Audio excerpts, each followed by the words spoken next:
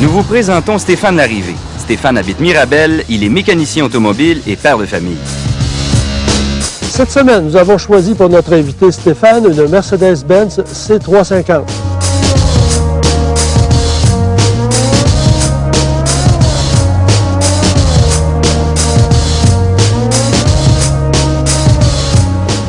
Stéphane est un amateur de course et de muscle car. Il aime modifier ses voitures sans artifice, mais avec précision. Un véhicule idéal pour moi serait un véhicule avec beaucoup de performance, avec de l'espace pour transporter mes bagages, avoir un bon comportement routier aussi, c'est important. Par contre, j'ai pas le choix d'avoir beaucoup plus d'espace maintenant vu que j'ai une famille.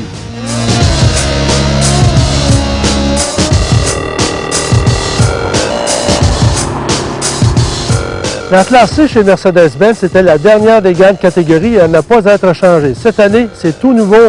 Silhouette, suspension, moteur, on a tout refait. Concentrons-nous sur la première étape. Alors, on va inspecter le style de la voiture, la qualité des matériaux et la finition. C'est un beau style, je l'aime beaucoup. C'est un style raffiné qui a une belle ligne dessus aussi.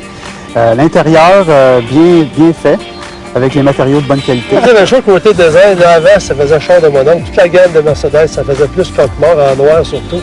Mais là, on a décidé avec la classe S, la classe A un petit peu moins, mais la série C, la classe C, c'est vraiment plus dynamique. À l'intérieur, le tableau de bord aussi, c'est nouveau. Il y a des éléments comme la radio, je sais que tu as bien aimé le petit radio qui sort. Oui, le radio qui sort, c'est agréable. Il y avait beaucoup de boutons, par exemple. Les contrôles, ils sont un peu partout. Côté visibilité, les rétroviseurs intérieurs et le rétroviseur extérieur du côté du conducteur sont photochromiques, c'est-à-dire qu'ils changent de couleur avec l'éclairage. OK. Moi, je ne connais pas d'autres véhicules qui ont ça. Il doit en avoir, mais à ma connaissance, c'est un petit plus. C'est moins aveuglant. Typique à Mercedes, quoi. C'est ça, il aime ça, les gadgets, là, être différents des autres, mais ça fait partie de la différence.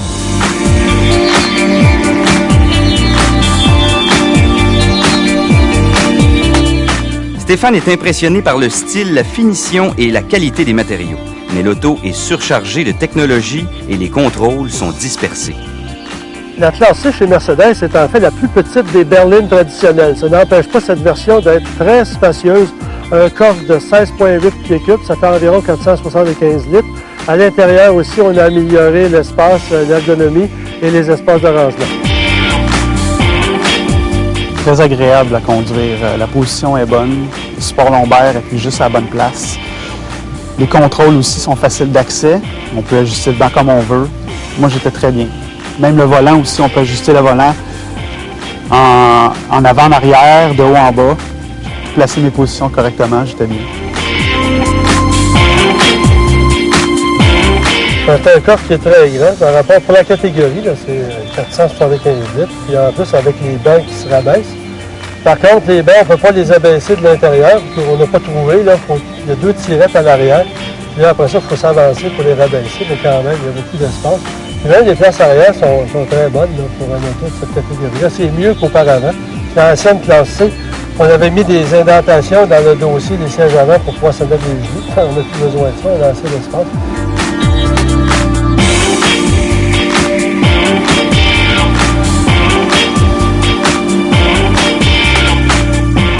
Stéphane l'a trouve équipé à souhait.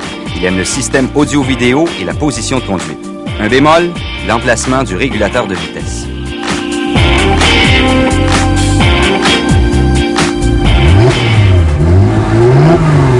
Fidèle à sa tradition pour nommer les véhicules, Mercedes, on dit classe C, C, 350, moteur V6, 3,5 litres, qui est couplé à une boîte automatique à 7 rapports, la seule disponible sur la C350, alors que la C300, on peut avoir la boîte manuelle ou l'automatique, et c'est naturellement une propulsion. C'est maintenant le moment de la troisième étape, alors on va parler du moteur et du comportement routier.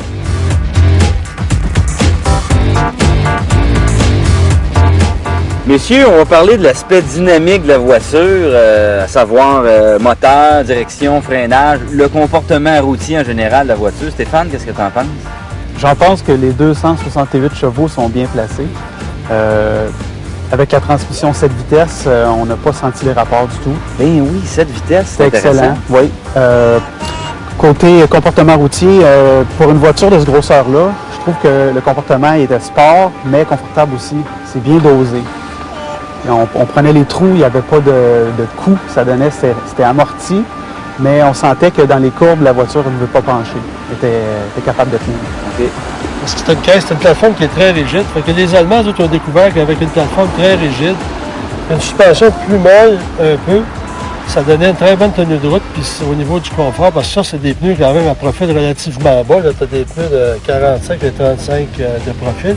Les roues 18 pouces en option.